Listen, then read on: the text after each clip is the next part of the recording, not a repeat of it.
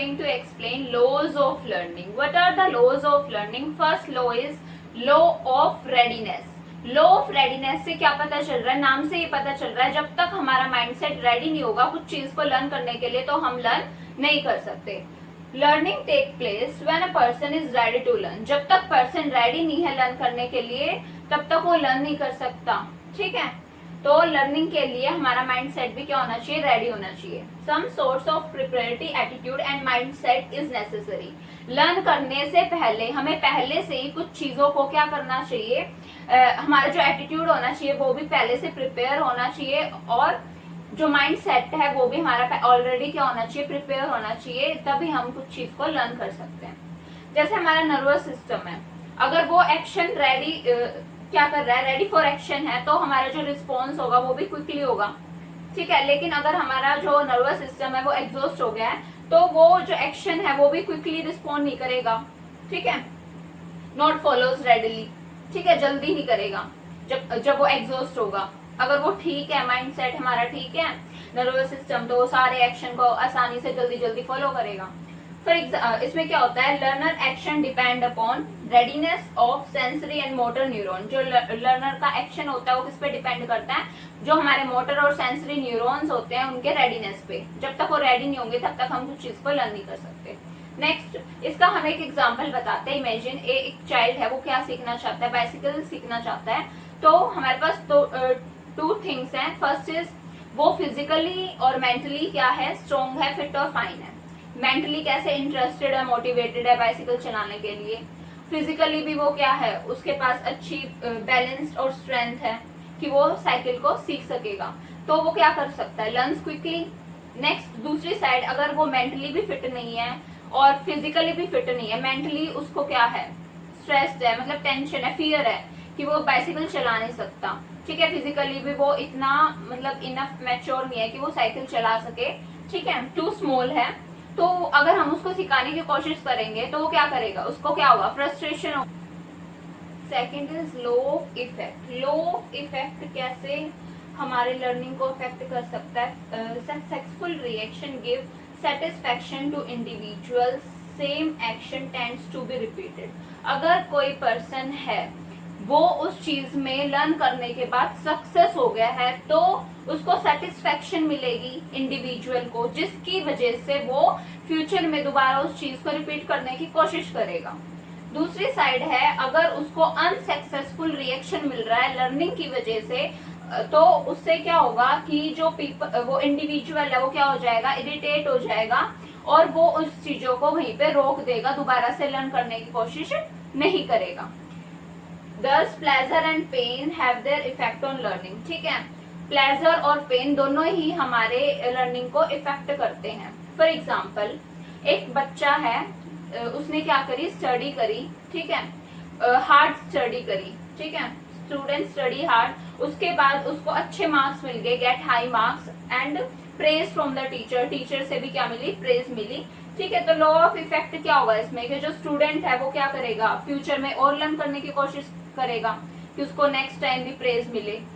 दूसरी साइड है, student study hard, not get good marks, not try to study, वहीं पे उसको रोक देगा.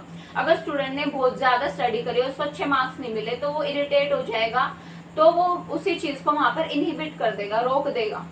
ठीक है, learning is law of exercise and law of use. ये क्या होता है, law of practice and repetition. अगर हम चीजों को प्रैक्टिस करते रहेंगे, रिपीट करते रहेंगे, तो हम चीजों को भूल नहीं सकेंगे. ठीक है, वो हमारे माइंड में क्या रहेगी, हमेशा के लिए रहेगी. ठीक है, तो ये क्या होता है, law of exercise and use होता है कि native reactions are strengthened by practice. की हमारी कुछ ऐसी चीजें हैं जब हम बार बार प्रैक्टिस करते हैं तो वो हमारी स्ट्रॉन्ग हो जाती हैं. इसमें लॉ ऑफ यूज का एक एग्जाम्पल है, a child practice playing the piano every day. एक चाइल्ड है वो रोज पियानो प्ले करता है. ठीक है, तो more the child practice uses the skill the better. जितना चाइल्ड प्रैक्टिस करेगा उसकी स्किल उतनी क्या होती चली जाएंगी, बेटर होती चली जाएंगी. And faster they become eight playing, तो जल्दी से वो क्या कर सकेगा, जल्दी सीख सकेगा. ठीक है, उसके बाद आता है law of disuse. Law of disuse में क्या है कि अगर हम कुछ चीज को प्रैक्टिस नहीं कर रहे तो वो कुछ टाइम के साथ ग्रेजुअली क्या हो जाएगी, डिकेज हो जाएगी। Any learning process which is not practice for some time gradually decays. ठीक है, कि अगर हम कुछ चीज को बार बार रिपीट नहीं कर रहे हैं, लर्न में रिपीटेशन नहीं कर रहे हैं, प्रैक्टिस नहीं कर रहे हैं, तो वो कुछ टाइम के साथ क्या हो जाएगी, डिके हो जाएगी। ठीक है, उसके बाद इसका एग्जांपल इसमें क्या है, डिसयूज वीकन्स द कनेक्शन। जब तक हम कुछ चीज को यूज नहीं करते तो वो हमारे कनेक्शंस को क्या कर देती है, वीक कर देती है। Materials without any meaning like nonsense labels easily and quickly forgotten.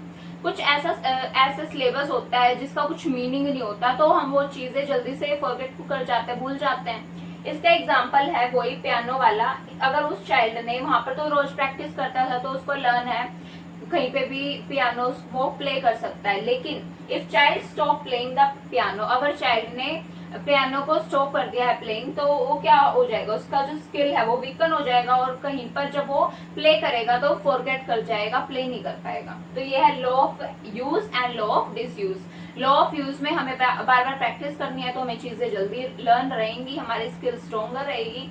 लेकिन लॉ ऑफ डिसयूज हमें क्या कहता है कि अगर हमने कुछ चीज को एक टाइम के बाद छोड़ दिया तो वो चीज अपने आप क्या हो जाएंगी। Next law is law of frequency.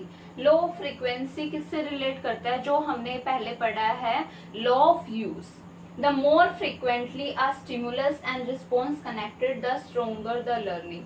ठीक है, जितनी फ्रीक्वेंटली जो हमारा स्टिमुलस है और जो हमारा रिस्पॉन्स है जितना स्ट्रांगली कनेक्टेड होगा, उतनी जल्दी हम चीजों को लर्न कर सकेंगे, स्ट्रोंगर लर्न कर सकेंगे। ठीक है, for example a student practices multiplication table every day. एक स्टूडेंट है, रोज मल्टीप्लाई के टेबल क्या करता है, लर्न करता है। ठीक है, फॉर एग्जाम्पल उसका जो स्टिमुलस है वो रोज सुनता है या फिर देखता है 5 into 6। ठीक है, 5 6 तो इसका जो रिस्पॉन्स होता है वो क्या कहता है 30। 5 6 30, रिस्पॉन्स क्या है उसका 30। अगर ये फ्रीक्वेंसी रोज कर रहा है learn, more often this is repeated, जितना उसको वो क्या कर रहा है, रिपीट कर रहा है, मोर एक्यूरेटली स्टूडेंट रिकॉल्स आंसर, उतना ही वो चीजों को क्या कर सकेगा, रिकॉल कर सकेगा। ठीक है, क्लियर है लॉ ऑफ यूज। जितना फ्रीक्वेंटली हम उन चीजों को रिपीट करेंगे, देखेंगे, और तो हमें वो चीजें जल्दी इजिली क्या रहेंगी, स्ट्रोंगर लर्न रहेंगी। ठीक है, रिस्पॉन्स और स्टिमुलस में स्ट्रोंगर कनेक्शन होना चाहिए कुछ भी चीज लर्न करने के लिए। Next is law of purpose. Law of purpose में क्या होना चाहिए, हमारा एक सेट गोल होना चाहिए। लॉ ऑफ सेट और लॉ ऑफ एटीट्यूड भी बोल सकते हैं इसको हम, क्यों, क्योंकि इसमें हमारा एक डेफिनेट गोल होना चाहिए, हमारा ऑब्जेक्टिव होना चाहिए, वो क्लियर होना चाहिए, उसी के अकॉर्डिंग हम चीजों को लर्न करेंगे। With a clear and definite goal in mind the student works toward definite purpose. जब हमारा एक डेफिनेट गोल होगा तो उसके अकॉर्डिंग ही हम उस चीज पर काम करेंगे। जैसे कि for example student wants to become a doctor, एक स्टूडेंट है वो डॉक्टर बनना चाहता है, तो वो सबसे पहले क्या करेगा, paying more attention to their science classes, जो भी उसकी साइंस की क्लासेस है उसमें मोर अटेंशन पे करेगा। उसके बाद study harder and more consistently, वो चीजों को जल्दी मतलब जो स्टडी है वो भी क्या करेगा, हार्डर करेगा और कंसिस्टेंसी मेंटेन करके रखेगा। ठीक है, next there learning more focused and meaningful, उसकी जो लर्निंग होनी चाहिए मोर फोकस्ड होनी चाहिए और मीनिंगफुल होनी चाहिए, तो ही वो अपने गोल को अचीव कर सकता है। तो ये होता है लॉ ऑफ पर्पस। हमने पढ़ लिया law of frequency. Law of frequency में जो स्टिमुलस है रिस्पॉन्स है उसमें स्ट्रोंगर कनेक्शन होना चाहिए, और लॉ ऑफ पर्पस में जो हमारा पर्पस है वो क्लियर होना चाहिए, गोल हमारा क्लियर होना चाहिए, तो हम चीजों को जल्दी से लर्न कर सकेंगे। ऑफ रीसियंसी का मतलब क्या होता है, जो रिसेंट में अभी चीजें हुई हैं वो हमारी स्ट्रोंगर रहेंगी एज कंपेयर टू जो चीजें रिसेंट में नहीं होती, वो वीकर चली जाती हैं। लॉ ऑफ रीसेंसी किससे रिलेट करता है, लॉ ऑफ डिसयूज से। More recent exercise stronger connection between response and stimulus, जितना रिसेंट अभी हमने लर्न करा होगा उतना ही स्ट्रोंगर स्टिमुलस होगा, किसके बीच में कनेक्शन होगा, रिस्पॉन्स और स्टिमुलस के बीच में उतना ही स्ट्रोंगर कनेक्शन होगा, उतनी ही चीजें हमें आसानी से लर्न रहेंगी। ठीक है, उसके बाद connection between action situation and response weaken gradually through disuse. अगर हमें उसको यूज नहीं कर रहे हैं, प्रैक्टिस में नहीं लेके आ रहे हैं, तो वो कुछ टाइम के बाद क्या हो जाएगी, ग्रेजुअली डिसयूज हो जाएगी या फिर वीकन हो जाएगी। उसके बाद फॉर एग्जाम्पल, इसका एग्जाम्पल है teacher explain how to solve a math problem then give a similar problem. एक टीचर है, उसने क्वेश्चन दिया कि मैथ को कैसे, मतलब क्वेश्चन दिया मैथ का और सोल्व करने के लिए, उसी टाइम पे सिखा दिया। तो उसी टाइम पे जब दिया तो जो स्टूडेंट उन्होंने सोल्व कर दिया। लेकिन अगर वो स्टूडेंट घर पे जाके उस चीज को सोल्व कर रहे तो उन्हें टाइम लग रहा है उस चीज को सोल्व करने के लिए। इसका मतलब ये क्या है, लॉ ऑफ रिसेंसी का मतलब, जो रिसेंसी का मतलब जो हमें चीजें रिसेंट में लर्न रहती हैं वो हम जल्दी से क्विकली क्या कर सकते हैं, एक्शन में लेके आ सकते हैं। रिसेंट वाली चीजें हमें जल्दी लर्न होती है एज कंपेयर टू अगर हम उनको वो फेड होती चली जाती है कुछ टाइम के साथ, अगर हम उसे प्रैक्टिस नहीं करेंगे, disuse. Next law is law of primacy. Law of primacy क्या होता है, ये चीज होती है ना कि अगर हमने फर्स्ट टाइम कुछ चीज लर्न कर ली है उसके बाद लेकिन वो इनकरेक्ट है, अब उसी चीज को अगर हम दोबारा लर्न कर रहे हैं तो उसमें हमें जो करेक्ट है उसको ठीक कर रहे हैं, तो उसमें क्या आती है, डिफिकल्टीज आती है ना। तो इसमें यही है लॉ ऑफ प्राइमेसी में, what is learn first creates a strong and lasting impression and is often difficult to change. जो चीज हमने फर्स्ट टाइम लर्न कर ली है वही हमारे लास्टिंग इम्प्रेशन होता है, उसको चेंज करने में बहुत सारी डिफिकल्टीज फेस करनी पड़ती है। Initial learning tends to stick, so if something is learned incorrectly first time, it may harder to learn incorrectly later. इसलिए जो हमने पहले चीज लर्न करी थी वो हमारे दिमाग में इस तरीके से बैठ जाती है, अगर हमने उसको इनकरेक्टली लर्न करा है तो बाद में जब हम करेक्टली लर्न करते हैं तो हमें क्या फेस होती है, हार्डर होता है, हमारे लिए डिफिकल्टीज फेस करनी पड़ती है। For example, a student learn the capital of Australia is Sydney.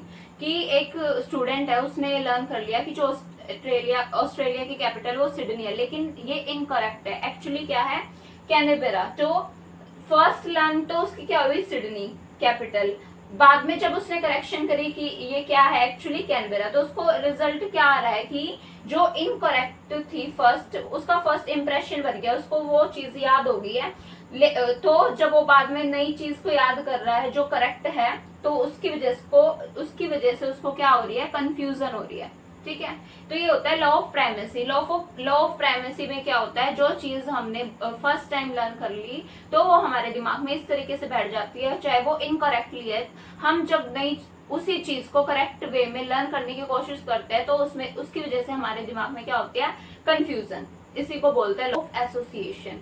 Law of association से क्या समझ आ रहा है, जो चीजें एक दूसरे से एसोसिएटेड होती है वो हमें जल्दी से क्या हो जाती है, लर्न हो जाती है, क्विकली लर्न हो जाती है।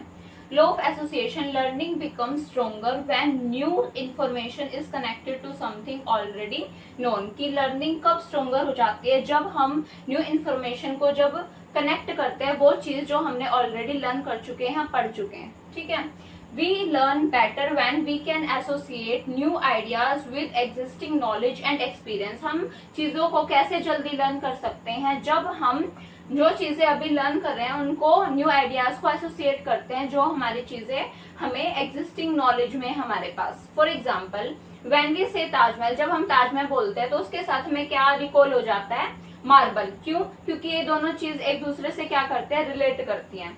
तो लॉ ऑफ एसोसिएशन किस पे डिपेंड करता है, लॉ ऑफ सिमिलैरिटी पे एंड लॉ ऑफ कॉन्ट्रास्ट पे। कि लॉ ऑफ एसोसिएशन की वजह से हम चीजों को जल्दी क्विकली लर्न कर सकते हैं। तो ये सब क्या था, laws of learning. Thank you for watching my video. Please like, share, comment and subscribe.